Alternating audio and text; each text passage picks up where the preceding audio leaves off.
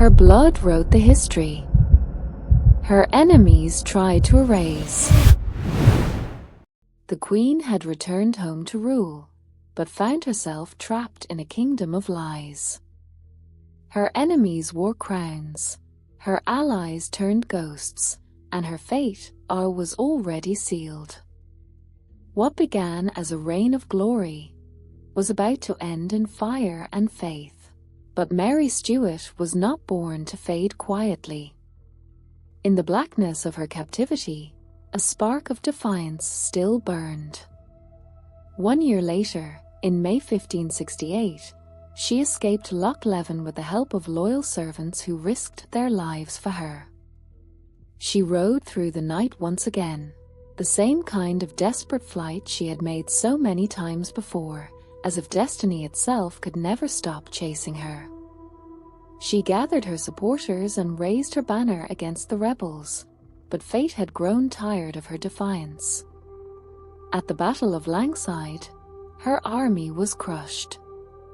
Her crown was gone. Her people were lost. Her enemies closed in. With nowhere left to turn, Mary made one final, fatal choice. She fled south, across the border, into England. To her cousin. To Elizabeth.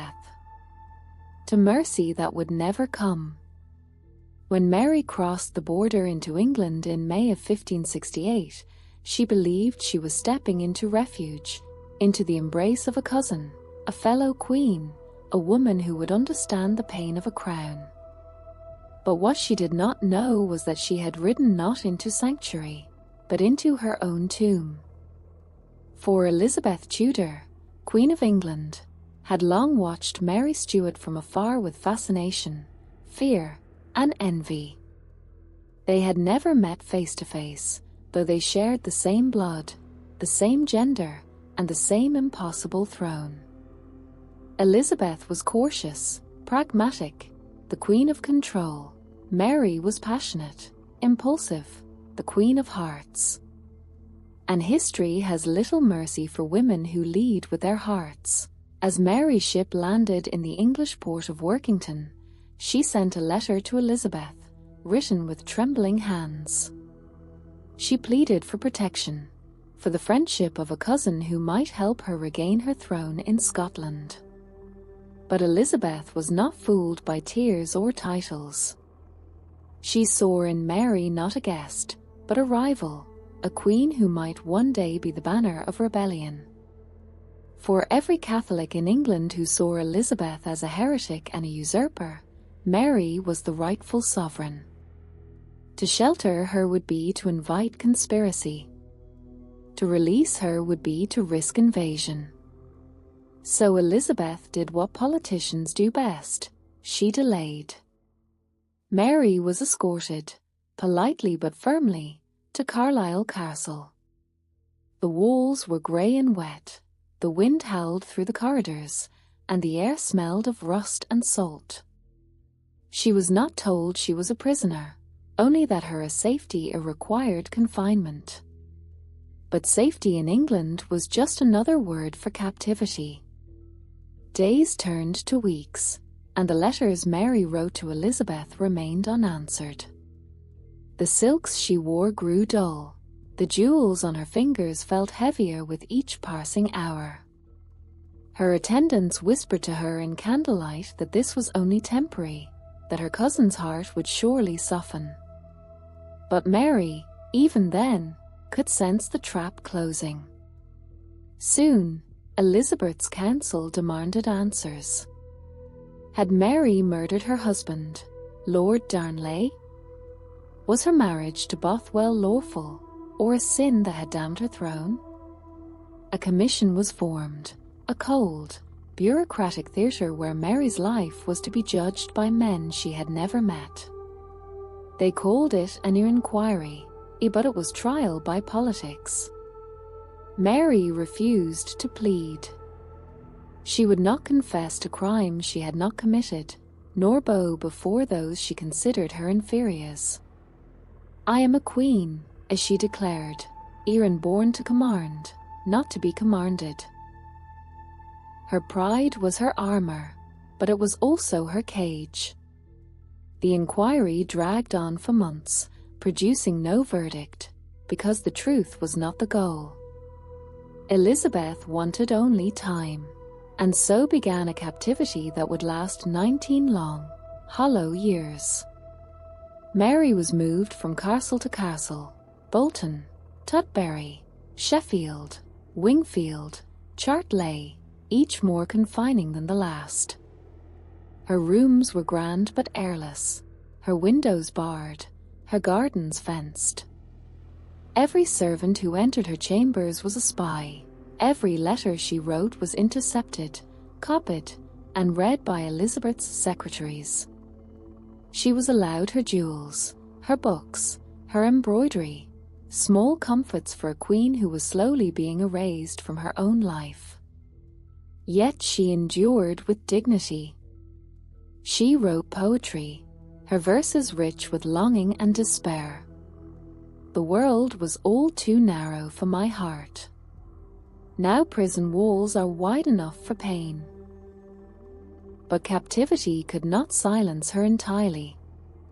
Across England, Catholic plots simmered in the dark, conspiracies to free her, to overthrow Elizabeth, to restore the true faith.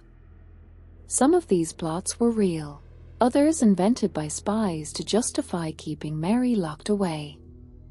But one truth grew clear: as long as Mary lived, Elizabeth would never know peace. Time changed her face, but not her fire.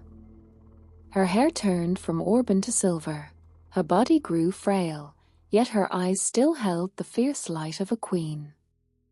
Those who guarded her began to fear her not for her power, but for her presence, for there was something divine in her endurance, something untamed in her patience. She prayed daily, her faith unbroken, her heart clinging to the belief that God had not forgotten her. Yet loneliness is a slow executioner. She would sit by the window, looking at the sky beyond her bars, whispering to herself in French, "Agetais reiner autrefois, et I was once a queen." It was in this twilight of her life that the deadliest web began to spin, the Babington plot. Anthony Babington, a young English Catholic nobleman, idolized Mary as the rightful ruler and the hope of his faith. He wrote to her in secret, promising that loyal men were ready to assassinate Elizabeth. The letters passed through hidden channels, smuggled in beer barrels and linen, each written in code. Mary, desperate for deliverance, replied, cautiously, but fatally. She approved of their efforts, believing that God's justice might at last set her free. But what she did not know was that every letter, every secret word, was being read by Elizabeth's spymaster, Sir Francis Walsingham.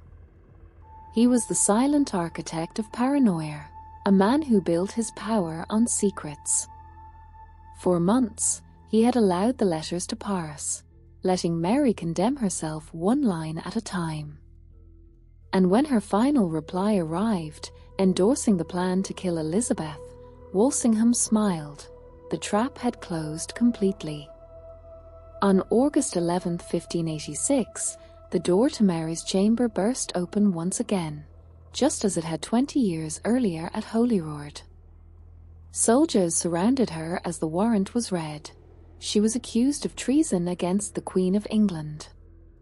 The papers trembled in her hands as she realized that this time there would be no escape, no forgiveness. Her last hope, that Elizabeth might see her as kin, was gone. They took her to Fotheringha Castle, a grim fortress in the flat lands of Northamptonshire. Its walls were high, its air thick with damp and silence. There, beneath the grey skies of an English winter, Mary faced her final trial. She stood before 40 English lords, her once bright eyes shadowed but unbroken. They read the charges: conspiracy, treason, complicity in a plot to murder the Queen. Mary listened in silence until they demanded her plea. "I deny everything," as she said, her voice steady. "I am a sovereign princess, subject to none but God.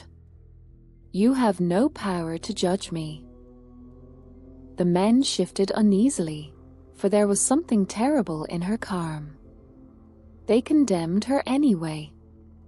The verdict was sealed not by justice, but by fear, fear of her bloodline, fear of her name, fear of the hope she inspired in those who prayed for her freedom.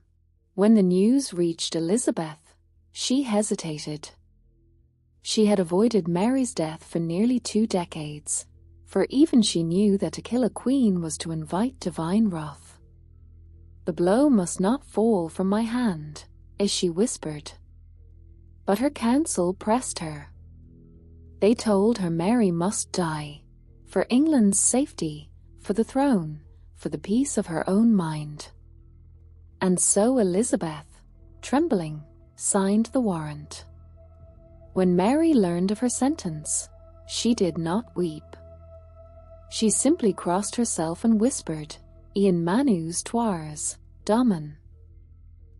"Into thy hands, O Lord."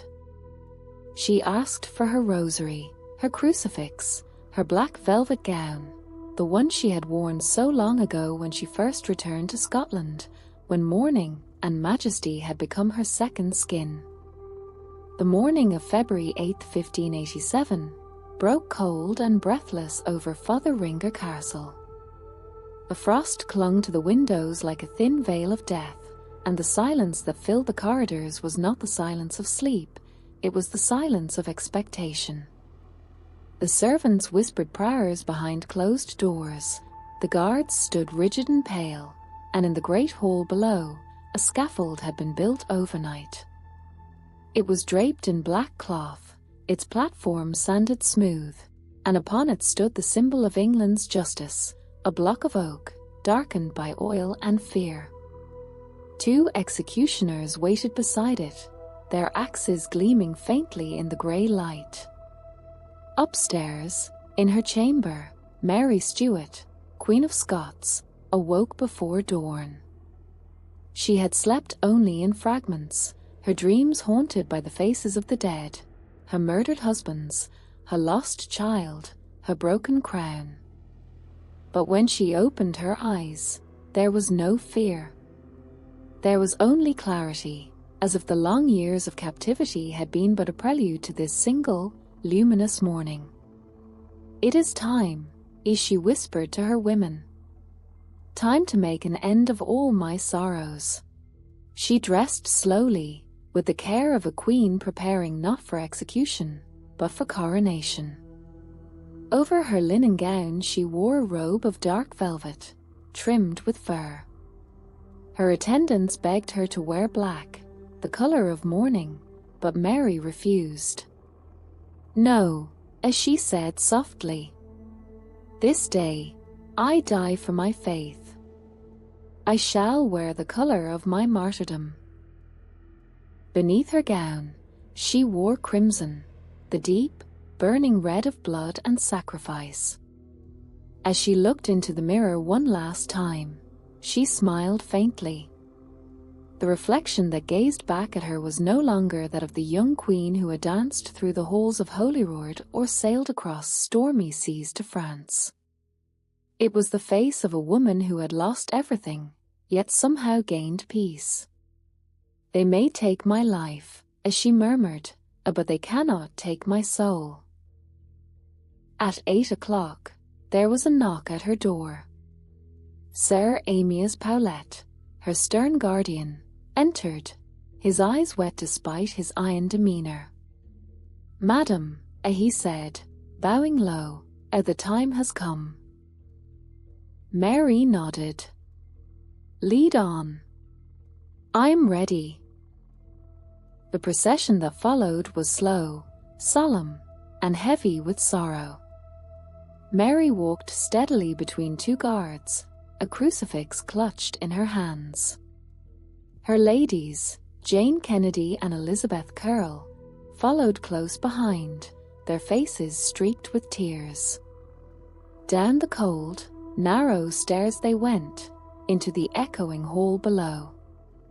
Every footstep sounded like the tolling of a bell. The great chamber of execution was crowded with witnesses, nobles, sheriffs, officials, and soldiers, all summoned to see the Queen of Scots die. The air smelled of damp stone and burning wax. In the center stood the scaffold, covered in black, its steps lined with straw to absorb the blood that would soon fall. As Mary entered, the murmurs ceased. Every head bowed, not out of obedience to the English crown, but out of awe for the dignity of the doomed. Even her enemies could not deny that she was still, in every fibre, a queen. Mounting the scaffold, Mary turned to the assembled lords. Her voice, though soft, carried through the hall like a psalm. "My lords," as she began, "I am come hither to die for my religion, the Catholic faith, and for maintaining the right of succession. I forgive my enemies, as freely as I hope to be forgiven. God knoweth my conscience." A hush fell. Even those who had called for her death felt the tremor of her words. She knelt briefly, prayed in Latin, and kissed the crucifix she held. "As thy arms, O Lord, were stretched upon the cross," as she whispered, "as so receive me into thy mercy." Then she turned to her weeping attendants. "Do not weep, my friends. For this is not the end. Think of me not as lost, but as delivered." The executioners stepped forward to help her remove her outer garments. As they lifted her black gown, a gasp swept through the hall, for beneath it was the vivid crimson of martyrdom, glowing like a wound against the grey morning light. It was a sight both terrible and holy. Even her enemies trembled. She laid her crucifix upon the block, crossed herself once more, and spoke her final words. "Into thy hands, O Lord, I commend my spirit." The executioner raised his axe. The hall was silent, the kind of silence that exists only before eternity. The first blow struck her neck but did not sever it. A groan rose from the crowd. The second blow fell, and her head rolled from the block.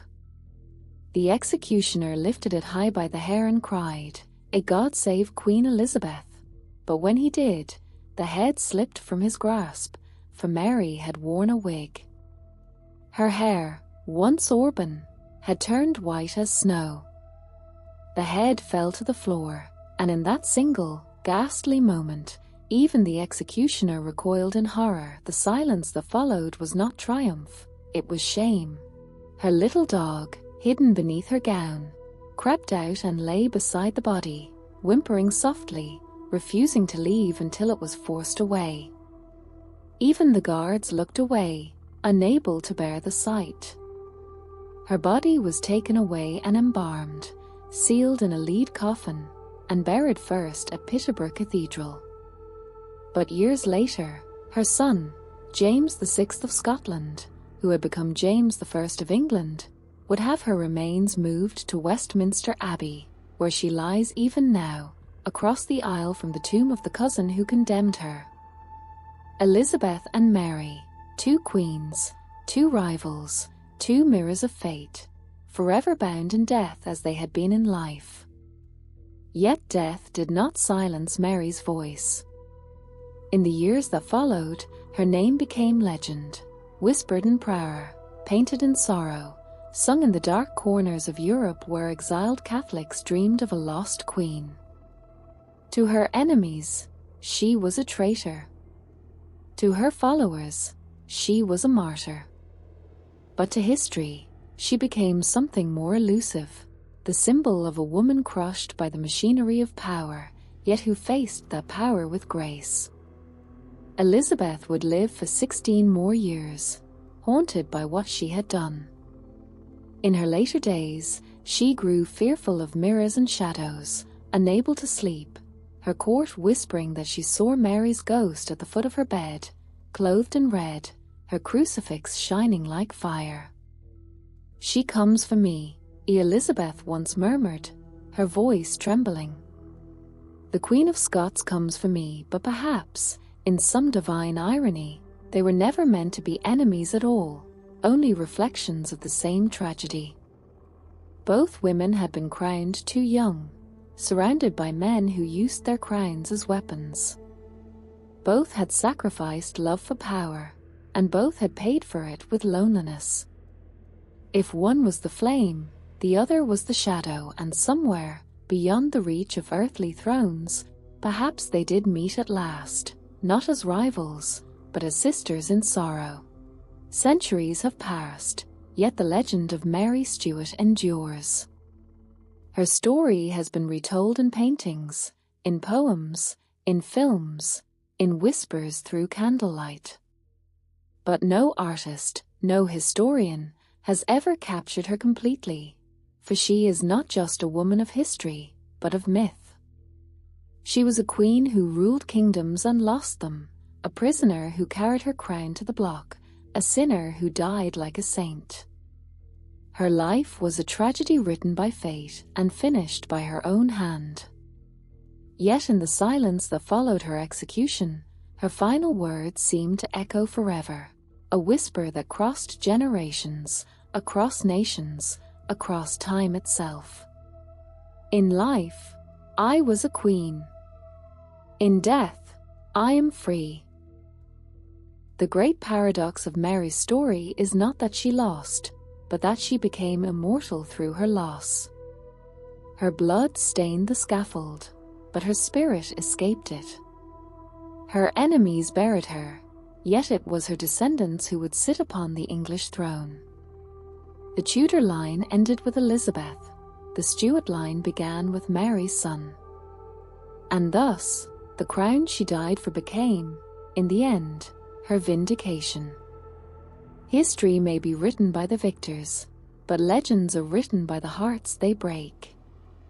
And so, the tale of Mary, Queen of Scots, does not end with the fall of the axe. It ends with a crown, invisible, eternal, resting upon the memory of a woman who dared to rule, dared to love, and dared to defy the world that condemned her.